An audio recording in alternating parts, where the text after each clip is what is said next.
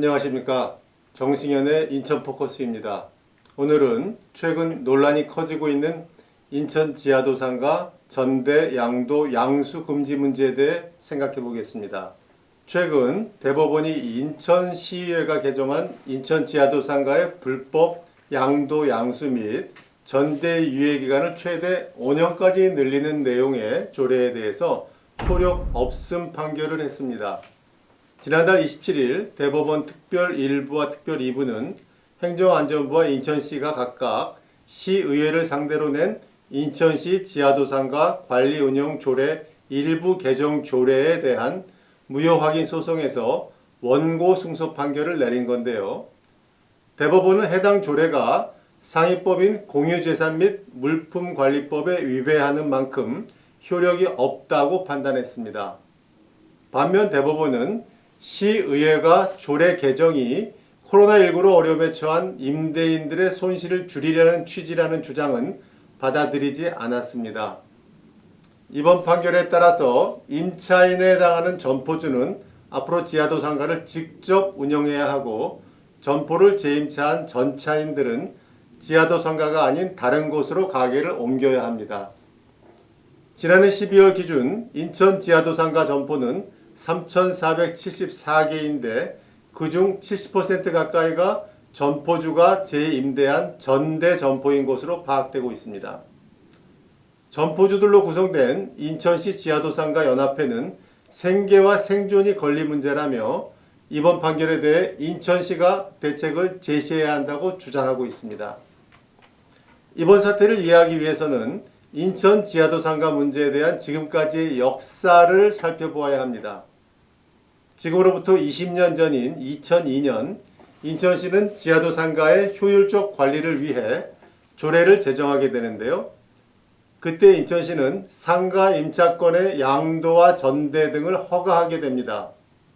하지만 그로부터 5년 뒤인 2007년 행정안전부가 해당 조례는 공유재산관리법 등 상위법을 위반한 것이기 때문에 조례를 개정해야 한다는 요구를 하게 되는데요. 공유재산관리법에 행정재산의 사용수익 허가를 받은 자는 그 행정재산을 다른 자에게 전대, 양도, 양수하면 안 된다는 조항이 있기 때문이지요. 이런 상황에서 행안부와 감사원은 인천 지하도상가 조례를 개정할 것을 수차례 지적했는데요. 지난 민선 7기 박남춘 시장은 임기 시작부터 지하도상가 조례를 상위법에 부합하게 개정하기 위해 노력했습니다. 결국 일부 지하도상가 상인들의 반대에 부딪혔지만 민선 7기 인천시는 2020년 1월 지하도상가 조례를 공유재산관리법에 부합하게 개정해 지하도상가의 전대, 양도, 양수를 금지하게 되는데요. 대신 시행을 2022년, 그러니까 올해죠. 1월 31일까지 2년간 유예했습니다. 조례 개정 후 지난 2020년 1월 인천시와 지하도상가 연합회는 지하상가 상생 발전을 위한 인천 지하도상가 상생협의회를 구성했는데요. 그러나 상생협의회는 약 30여 차례 협의해서 의견 간극을 줄이지 못했고 결국 협의회는 성과 없이 종료됐습니다.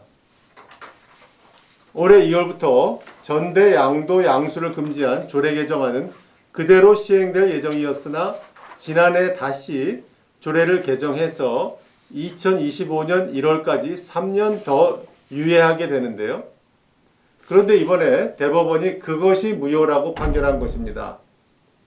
이렇게 본다면 인천시와 상가연합회 사이에 협의가 타결되지 못한 것은 양측 모두에게 책임이 있다고 할 수 있습니다만 애당초 2002년 조례를 제정해서 지하도상가의 전대, 양도, 양수를 허용한 부분에 대해서는 당시의 인천시 집행부에 분명한 책임이 있습니다. 이제 이번에 대법원 판결이 나온 만큼 앞으로 대법원의 판결에 맞게 조례를 개정하고 적용해야 합니다. 그러나 대법원이 인천 지하도상가 전대, 양도, 양수를 3년 더 늘리는 조례를 무효라고 판단한 데 대해서 며칠 전 상인들은 이 중 전대라도 유예해달라고 인천시 의회에 촉구했는데요. 전체 점포의 70% 가까이 차지하는 전대를 연장해서 피해를 최소화하는 등 연착륙이 필요하다는 게 상인들의 주장입니다. 연합회는 상가를 사고 파는 행위를 당장 법으로 근절하기에 앞서 상인의 생존권을 확보할 수 있는 추가 지원책이 필요하다는 주장을 한 것인데요. 하지만 대법원 판결이 내려진 상황에서 과연 인천시가 상인들 요구대로 전대를 유예할 수 있을지는 의문입니다. 결국 그것이 어렵다면 인천시는 지하도 상가의 재산 성격을 바꾸는 해결 방안도 고려해야 할 것으로 보입니다. 예를 들어 현재 행정재산으로 되어 있는 지하도 상가를 일반 재산으로 변경하여 상인들에게 매각한다면 문제를 해결할 수 있다는 전문가들의 의견도 있습니다. 물론 이러한 방안을 둘러싸고도 상인들과 협의하는 등 이 문제에 대해 일정 부분 책임이 있는 인천시는 다시 한번 적극적으로 나서야 하리라 봅니다. 대법원 판결이 내려진 상황에서 더 이상 미룰 수 없는 인천 지하도 상가 문제. 이제는 슬기로운 해결 방안을 찾아야 하겠습니다.